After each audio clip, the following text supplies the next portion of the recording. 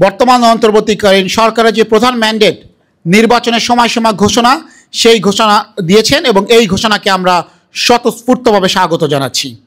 আমরা মনে করি অন্তর্বর্তীকালীন সরকার একটি গণতান্ত্রিক প্রক্রিয়ায় দেশকে নিয়ে যাওয়ার জন্য প্রতিশ্রুতিবদ্ধ এবং কিছুদিন আগেই লন্ডনে মাননীয় প্রধান উপদেষ্টার সাথে বিএনপির ভারপ্রাপ্ত চেয়ারম্যান জনাব তারেক রহমান সাহেবের বৈঠকের পর আগামী রমজানের আগেই নির্বাচনের যেই আলোচনাটা হয়েছিল, সেই আলোচনার প্রেক্ষিতে আগামী ফেব্রুয়ারি মাসে মাননীয় প্রধান উপদেষ্টা নির্বাচনের সময়সীমা ঘোষণা করেছেন যে আগামী রমজানের আগে, আমরা ধরে নিচ্ছি ফেব্রুয়ারির মাঝামাঝির মধ্যে হয়তো নির্বাচনটা হয়ে যাবে এবং মাননীয় প্রধান উপদেষ্টা খুব দ্রুতই সরকারের পক্ষ থেকে মাননীয় প্রধান নির্বাচন কমিশনারকে চিঠি দিবেন এবং প্রধান নির্বাচন কমিশনার তার সাংবিধানিক দায়িত্ব অনুযায়ী নির্বাচনের তারিখ ঘোষণা করবেন।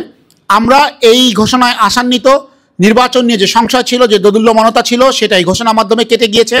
আমরা আশা করছি গণতান্ত্রিক সকল রাজনৈতিক দল নির্বাচনের এই ঘোষণার পর স্বতঃস্ফূর্তভাবে উৎসবমুখর পরিবেশে জনগণের কাছে ফিরে যাবে, নিজ নিজ নির্বাচনী এলাকায় যাবে এবং নির্বাচন যাতে উৎসবমুখর পরিবেশে হয়।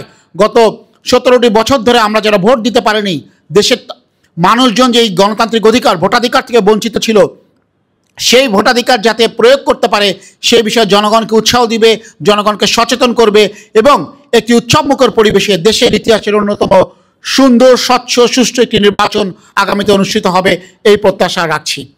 আমরা একই সাথে বলতে যাচ্ছি, সংস্কার এবং বিচার চলমান প্রক্রিয়া, সংস্কার নিয়ে যাদের আপত্তি রয়েছে সংস্কার প্রক্রিয়া নিয়ে, তাদেরকে আমরা অনুরোধ করব আপনারা কখনোই ধৈর্য হারা হবেন না। জাতীয় ঐক্যমত্য কমিশন যে জুলাই সনদ প্রকাশ করতে যাচ্ছে, যেটার নাম হবে জাতীয় জুলাই সনদ 2025, সেই জুলাই সনদে এনডিএম স্বাক্ষর করবে। যাদের এখনও এই বিষয়ে কিছুটা সংশয় রয়েছে, আমরা তাদেরকে অনুরোধ করব আগামীতে আপনারা আমাদের সাথে, আমরা সবাই একসাথে আলোচনা করতে পারি। জুলাই সনদটা বাস্তবায়নে যেহেতু আমরা প্রতিশ্রুতিবদ্ধ এবং প্রত্যেকটা রাজনৈতিক দল যেহেতু এখানে স্বাক্ষর করার কথা, এটাই হচ্ছে সবচেয়ে বড় আইনি ভিত্তি। কারণ আমরা রাজনৈতিক দলগুলো যখন প্রকাশ্যে জনগণকে প্রতিশ্রুতি দিচ্ছি একসাথে স্বাক্ষরের মাধ্যমে যে জুলাই সনদ আমরা নির্বাচিত হলে বাস্তবায়ন করব, এর থেকে বড় কোনো আইনি ভিত্তি আছে বলে আমাদের মনে হয় না। তারপরেও যে বিষয়গুলো লিগ্যাল ফ্রেমওয়ার্ক অর্ডারের মাধ্যমে করা সম্ভব বা রাষ্ট্রপতির অধ্যাদেশ জারির মাধ্যমে যে বিষয়গুলো করা সম্ভব, সেগুলো তাৎক্ষণিকভাবে করা যেতে পারে, এগুলো নিয়ে আমাদের কোনো আপত্তি নেই। তবে আমরা মনে করি সংস্কার বা পরিবর্তনের সবচেয়ে গ্রহণযোগ্য লেজিটিমেট মাধ্যম হলো জাতীয় সংসদ। কারণ আমাদের সংবিধানেই বলা আছে, আমরা যারা রাষ্ট্রের মালিকানা স্বীকার করি যে জনগণই রাষ্ট্রের মালিক, সংবিধানেও এই কথাটা বলা রয়েছে। সেই রাষ্ট্রের মালিক জনগণ যখন ভোট দিয়ে সংসদ সদস্যদেরকে নির্বাচিত করে, সেই সংসদটা হয় সভরেন, সার্বভৌম একটি প্রতিষ্ঠান।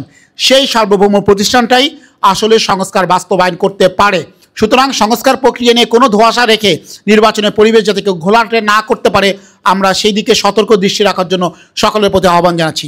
আমরা বিশ্বাস করি একটি নির্বাচিত সরকারের মাধ্যমেই জনগণের আশা আকাঙ্ক্ষার প্রকৃত প্রতিফলন ঘটবে।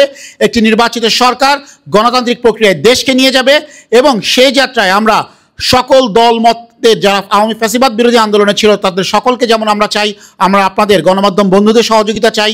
আমরা সকলের সমাজে সকল শ্রেণী পেশার নাগরিকের স্বতঃস্ফূর্ত অংশগ্রহণ, পরামর্শ এবং সহযোগিতা চাই, যাতে আগামী ত্রয়োদশ জাতীয় সংসদ নির্বাচন পুরো বিশ্বের সামনে একটি দৃষ্টান্ত হয়ে থাকে, যার মাধ্যমে একটি নির্বাচিত সরকার জনগণের আশা আকাঙ্ক্ষার বাস্তবায়ন করবে।